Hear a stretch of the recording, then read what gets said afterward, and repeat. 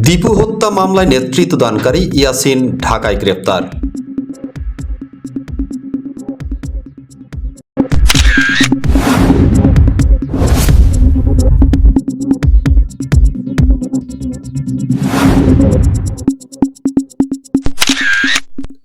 ময়মনসিংহের ভালুকায় পোশাক কারখানার শ্রমিক দীপু চন্দ্র দাসকে পিটিয়ে ও পুড়িয়ে হত্যাকাণ্ডের ঘটনায় নেতৃত্বদানকারী ইয়াসিন আরাফাতকে গ্রেপ্তার করেছে পুলিশ।